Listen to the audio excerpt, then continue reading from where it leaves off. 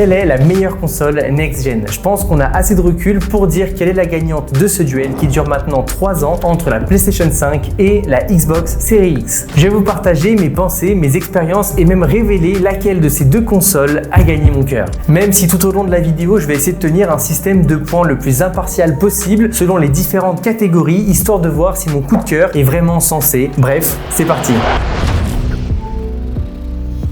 En termes de design, la Xbox Series X adopte une approche minimaliste. Elle est un peu comme un ninja du design. Elle est discrète, élégante et prête à se fondre dans n'importe quel décor, que ce soit à côté d'un téléviseur ou niché dans une bibliothèque. À l'inverse, la PS5 est un peu plus comme un top modèle avec des courbes, un côté un peu bling bling avec ses lumières et avec un design clairement futuriste. Elle ne se contente pas d'être vue, elle veut vraiment être le centre de l'attention et pour le coup, on peut le dire, elle ne passe pas inaperçue. Et je dois dire que choisir entre ces deux designs n'est vraiment pas quelque chose de simple. Et vu que c'est quelque chose qui est complètement subjectif, ça va être assez difficile de donner un vrai point de vue. Mais de mon côté, et ça c'est un avis clairement personnel, je suis fan de sobriété en termes de décoration et je dois dire que la Xbox Series X gagne ce point-là.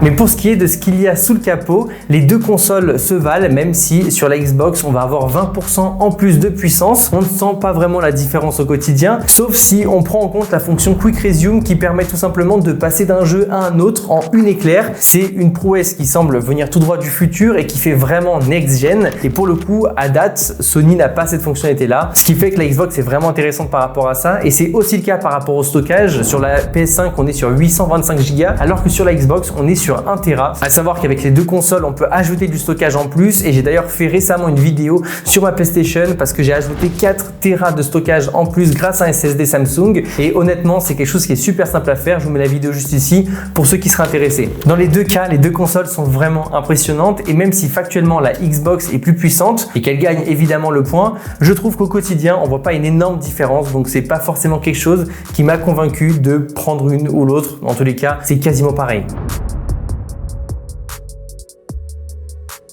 Les manettes sont aussi un point extrêmement important dans le choix de sa console et je dois dire que celle de Microsoft est une manette qui est tout simplement excellente. C'est une bonne continuité de ce qu'on a l'habitude d'avoir et c'est vrai qu'ils ont peaufiné un petit peu le design, les touches, etc.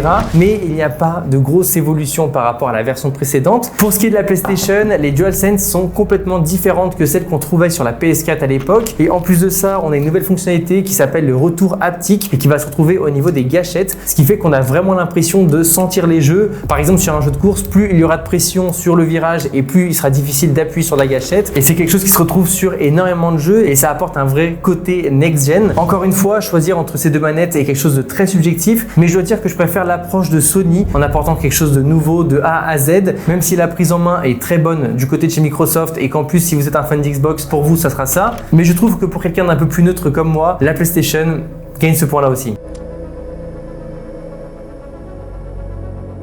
En termes d'interface de jeu, la PS5 offre aussi une bouffée d'air frais avec une interface utilisateur qui semble avoir été repensée de zéro. Chaque icône, chaque mouvement est fluide et moderne. C'est un peu comme entrer pour la première fois dans un nouveau parc d'attractions. Tout est nouveau, on a envie de toucher à tout, aller dans tous les réglages et tout découvrir. De l'autre côté, la Xbox mise plus sur le côté nostalgie familiale avec une interface qui n'a pas changé depuis la dernière Xbox. Et honnêtement, ce qui est bien, c'est qu'on réussit à trouver tout ce qu'on veut trouver, que c'est très bien organisé, on a l'habitude de cette interface, c'est juste génial. Sauf que pour d'autres personnes, ça va être un peu vieillot, donc c'est vraiment une question de goût et de couleur, mais je dois dire que personnellement j'aime énormément la prise de risque que Sony a fait et surtout j'aime le design et la sensation que tu as dès que tu ouvres le menu de la PlayStation. On a vraiment l'impression d'avoir une console next-gen devant nous, donc pour moi le point va à Sony.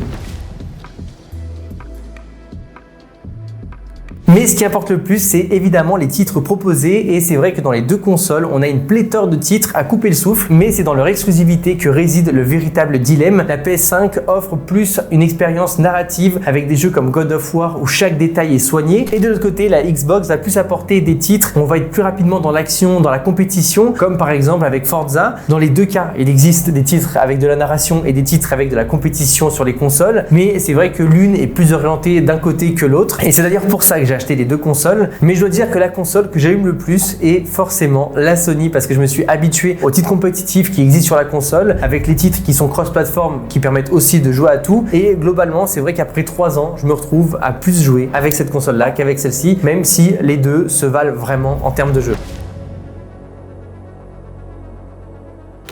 Pour ce qui est des abonnements, Xbox va frapper vraiment très fort avec son Game Pass, ce qui permet comme ça d'avoir les meilleurs jeux qui existent dès leur sortie sans payer directement. Surtout que maintenant, il y a des jeux EA sur le Game Pass, ce qui rend l'offre plus intéressante que jamais. PlayStation Now, quant à lui, a une bibliothèque qui va être massive avec des titres classiques, mais à ce niveau-là, je dois dire qu'il n'y a vraiment pas de bataille. Microsoft est bien au-dessus de Sony et ça, c'est indéniable. Bon, si on fait les comptes, on est sur une égalité. C'est vrai que c'est très juste entre les deux, mais je dois dire que si je devais avoir une seule console, je prendrais la PS5. Les points qu'elle a gagnés sont pour moi les plus importants pour une console next-gen, que ce soit la sensation d'avoir une console plus futuriste. Évidemment, la course est une course extrêmement serrée et la Xbox Series X est un choix judicieux pour toutes les personnes qui l'envisageraient. J'aime évidemment l'approche qu'apporte Xbox et Microsoft avec cette console-là. Il y a évidemment beaucoup d'évolutions, mais je trouve que c'est la console qui fait la moins next-gen entre les deux. Et la preuve, c'est que j'ai d'abord acheté la Xbox et par la suite je me suis retrouvé à avoir envie d'une PS5 et du coup j'ai dû me prendre les deux. Honnêtement, ce qui fait passer d'un côté et l'autre, c'est aussi des accessoires dont j'ai pas forcément parlé, mais il faut dire qu'avec le PSVR 2 on se retrouve vraiment avec une offre qui est complète, la console qui fait la plus next-gen des deux et évidemment la Sony. J'espère que vous serez d'accord avec moi ou que du moins je vous ai aidé avec mon retour d'expérience. Nous on se dit à très vite pour de prochaines vidéos. Salut à tous, c'était André Martin.